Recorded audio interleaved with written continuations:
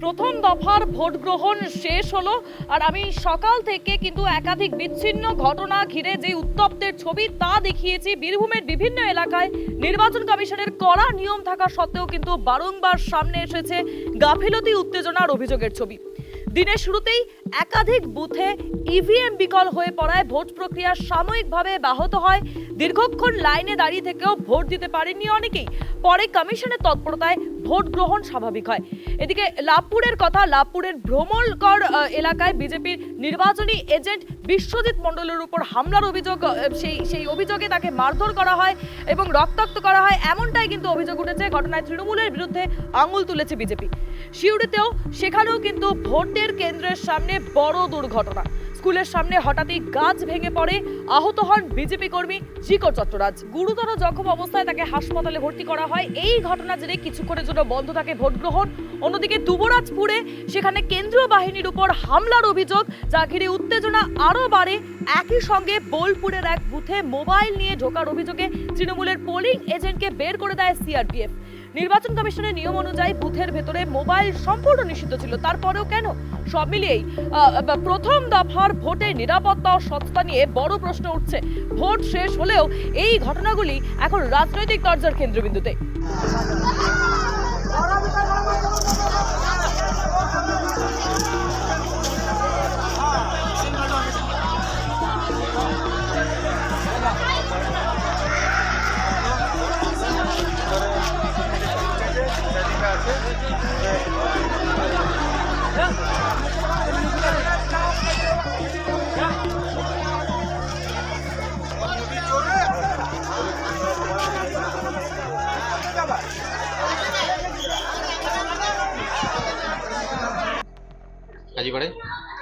কাজীপাড়ায় আজকে সমস্ত বুথ ঘুরতে ঘুরতে যখন আমি লাস্ট কাজীপাড়াতে পৌঁছাই, তার আগে শুনলাম কাজীপাড়ার বুথে ছাপ্পা চলছে। তো ছাপ্পাটা একটা বিশেষ কায়দায় চলছিল এবং সেটা হচ্ছে যে পরিযায়ী যে শ্রমিকগুলো বাইরে আছে সেই শ্রমিকের ভোটগুলো ওরা মারছিল, তাদের বাড়ির কার্ডটা নিয়ে এসে দেখিয়ে ঢুকে যাচ্ছিল এবং মারছিল। আমি বিডিও সাহেবকে ফোনে কমপ্লেন করি, বিডিও সাহেব দেখে, আর প্রত্যেকটা যতগুলো কমপ্লেন আজ করেছি বিডিও সাহেব বলে যে না, তেমন কিছু হয়নি।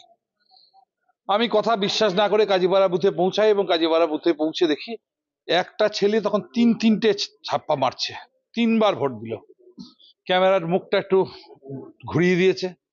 আমি যখন এটা দেখে ফেলি তখন এদের আরম্ভ হয় জয় বাংলা বলে চিৎকার করতে শুরু করে। 150 সাইন কাজীর নেতৃত্বে 150 মতন সংখ্যালঘু সম্প্রদায়ের লোক।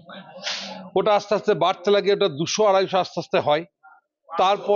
তারপরে অতিরিক্ত সংখ্যায় বেড়ে গিয়ে আমাকে মারধর শুরু হয়। বারান্দা থেকে টেনে হিচড়ে নামানোর চেষ্টা করে, তোর এখানে কি কাজ, কেন এসছিস, এই বলে প্রথমে মারধর শুরু। একটু একটু করে মারের মাত্রা বাড়তে লাগে, কিন্তু সেই মুহূর্তে প্যারামিলিটারি আমাকে বাঁচানোর চেষ্টা করেছে। কিন্নার থানার একজন এএসআই ছিল, তিনি বাঁচানোর চেষ্টা করেছেন এবং আমার ব্যক্তিগত যে পুলিশের সিকিউরিটি আছে, দেহরক্ষী আছে, তিনি বাঁচানোর চেষ্টা করেছেন এবং তেনার হাতেও বাড়ি পড়েছে। কিন্নার থানার যিনি ওসি আছেন, এএসআই আছেন, ওনাকে তো ব্যাপক মার খেতে হয়েছে। এবং মার বলতে সে মার কিন্তু রড দিয়ে নিয়ে নয়, মার শুধু অতগুলো লোকের একসাথে মার, কিল, চর, ঘুষি, যে যেমন পেরেছে। আমার পিছন দিক থেকে চুলের মুঠি ধরে একদম পুরো নিচে পর্যন্ত করেছে। এবং সব থেকে বড় কথা, শাহিন কাজী পরিকল্পিতভাবে আমাকে উলঙ্গ করার চেষ্টা করেছিলেন। প্যান্টের অর্ধেক পর্যন্ত নামিয়ে যখন আমাকে করছিলেন, আমি বারবার জান প্রাণে বাঁচার চেষ্টা করেছি এবং প্যান্টটা যাতে নিচে না চলে যায় চেষ্টা করেছি। যে কোনো মূল্যে আমাকে প্রাণে মারার ওদের ইচ্ছা ছিল এবং ওরা শুধুমাত্র প্যারামিলিটারি আর আমার এই পুলিশ ভাইদের জন্য আমি আজকে বেঁচে গেছি, নাহলে প্রাণে মরে যেতাম। তারপরে লাস্টে উনি একটা পাথর দিয়ে আমাকে এখানে বাড়ি মারেন। এই পাথরের বাড়িটা চরমতম আঘাত হয়। আর তারপরে পুলিশ গিয়ে উদ্ধার করে আমাকে পুলিশের গাড়িতেই তোলে, একটা ব্র্যান্ড নিউ পুলিশের গাড়িতে তোলে। পুলিশের গাড়িটা মুহূর্তের মধ্যে একদম খানচুর করে দেয় ওরা। প্রথমে পিছনের কাঁচটা ভাঙে, তারপরে সামনের কাঁচটা, দামি কাঁচ ছিল, বারবার বড় বড় ইট মারাতেও ভিতর দিকে আসেনি, কিন্তু পিছন থেকে আবার পাথর মারা। ড্রাইভার ওখানে ইনজিওর হয়, আমার ওখানে আবার আঘাত হয়, আবার পিছে লাগে ঢিল। এবং কোনো মতে আমি ওখান থেকে প্রাণে পুলিশ বাঁচিয়ে আমাকে নিয়ে এসে কুন্নাহার পার করে নামিয়ে তখন দেখলাম এডিএম সাহেব আরো 10-12 গাড়ি পুলিশ গেল, বললো এক্ষুনি ব্যবস্থা নিচ্ছি। তো আমি আপনাদের মাধ্যমে জানাতে চাই, এটা সম্পূর্ণ লাভপুরের বিধায়ক পরিকল্পিতভাবে আমাকে প্রাণে মারার চেষ্টা উনি করেছিলেন এবং আইন কাজীকে দিয়ে এটা আজকে একদম পূর্ব পরিকল্পিত। তাছাড়া আমি আজকে যদি এই প্রশাসনের লোক না থাকতো, প্যারামিলিটারি না থাকতো, তাহলে আমার বাঁচা সম্ভব ছিল না। এবং এখনো বলছি, এর বিরুদ্ধে যদি পুলিশ যথাযথ ব্যবস্থা না নেয়, তাহলে ব্যবস্থা কি করে নিতে হয় আইনত সেটা আমরা নেবো এবং দেখিয়ে দেবো। শাহিন কাজীকে বেশি দিন আমরা বাইরে থাকতে দেবো না।